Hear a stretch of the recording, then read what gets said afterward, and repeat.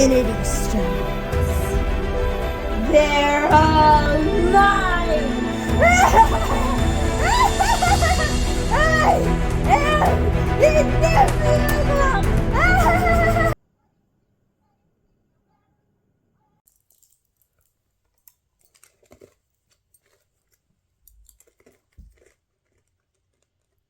What? Marvel went downhill after Endgame. Hello friends, London Lucy here. I don't think it's a secret right now that the MCU has kind of just gone downhill. Once the start of a new era in Hollywood bringing millions of people to the box office, now Marvel is struggling to excite fans to get them to watch their movies. And I think I know why. Today, I'm going to tell you 3 things that are causing the MCU to fail, and then I'm going to tell you how I'd fix it. Right now, there are 12 separate Marvel shows that are streaming exclusively on Disney+.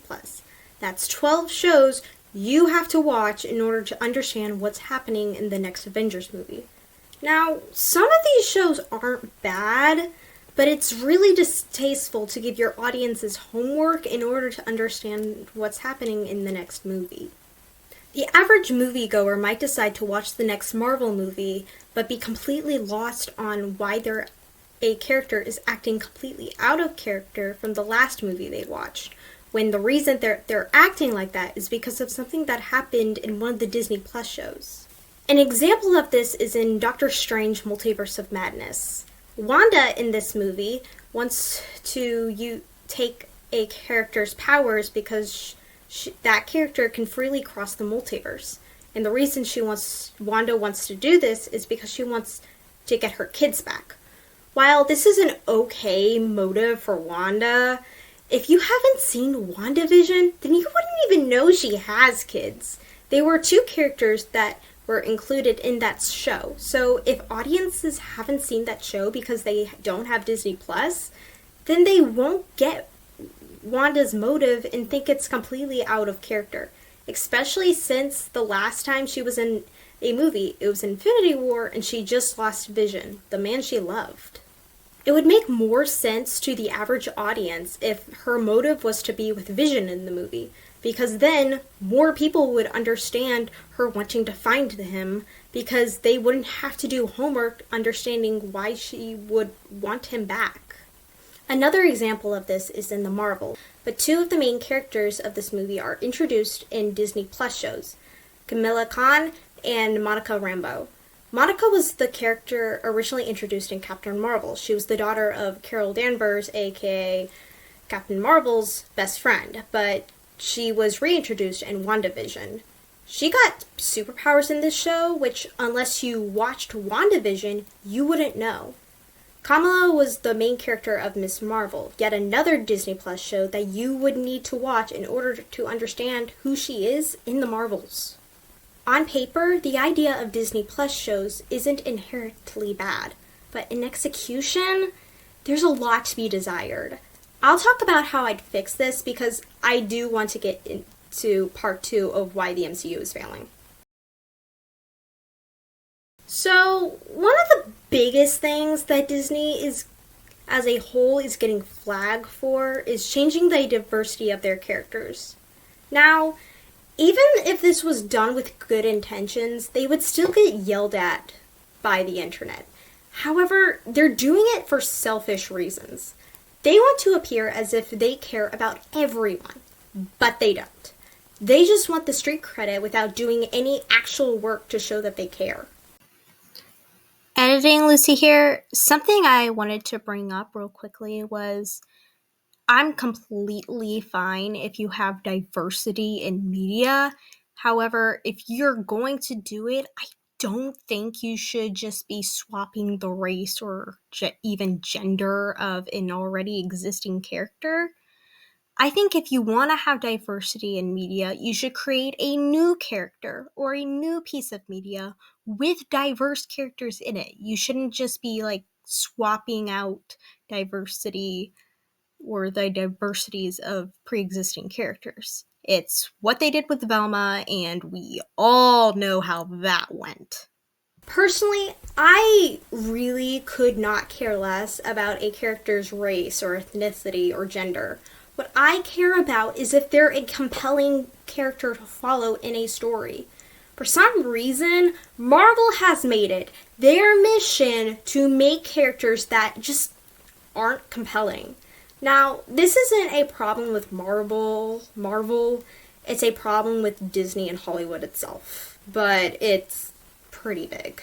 So, I haven't seen the movie The Marvels, and I've only saw one episode of She-Hulk. And frankly, I have zero desire to watch either of them. However, I have picked up what I need to know from the internet, and the internet hates this show and movie. And I think I know why. I'm going to use She-Hulk for this example, mainly because I know more about it. I watched the first episode and did not want to come back. She-Hulk just wasn't a very good protagonist. Let's take a moment to examine my favorite MCU superhero, Steve Rogers' Captain America. In the first Captain America movie alone, we got to see a lot of character development from him. He starts off as a weak, fragile person who wouldn't even last 5 minutes of the Battle of New York in the first Avengers movie. However, throughout the movie, we get to see him train hard and earn the super serum. The doctor in that movie specifically chose Steve for the serum because he saw how much of a good person he was. He wouldn't abuse the super serum in the power he got, and because he was a good-hearted person who willingly jumped onto a grenade in order to protect other people, knowing that he would definitely not survive that. The thing is, we don't just see Steve win, we also see him fail. We watch as the doctor who made the super serum dies in his arms. He loses his best friend, and we watch as he sacrifices himself and plunges the plane heading to New York into the ice-cold ocean, likely thinking that he was going to die in those moments. And that's just in the first Captain America movie. There are a lot more examples than these few that tell audience what kind of person Steve is. He's just a man who wants to do what he believes is the right thing while protecting those who are important to him. Now let's compare this to another Marvel character, She-Hulk. And no, I don't remember her real name, so I will be continuing to call her She-Hulk because in truth, that's all she is. A female Hulk, and because I didn't care enough to learn her real name. Now, like I said before, I haven't watched all of She-Hulk, just the first episode, and that's all it took for me to get turned away from the show. I do, however, know the kind of tea from what people have been saying online. From what I can tell, she has no personality other than the fact that she's supposed to be a successful lawyer and has boy problems. This could be fixed if we saw her struggle while handling her new powers. But we don't see that. Instead, we see her instantly understanding how to control her new strength and complete tasks better than Bruce Banner, the actual Hulk. Actually, I want to make a point to say that Bruce and She-Hulks are cousins. But in the episode I watched, she wasn't very nice to him. While I can understand her frustration with not wanting to be an Avenger, Bruce just wants to help her make sure that she doesn't accidentally hurt someone, which...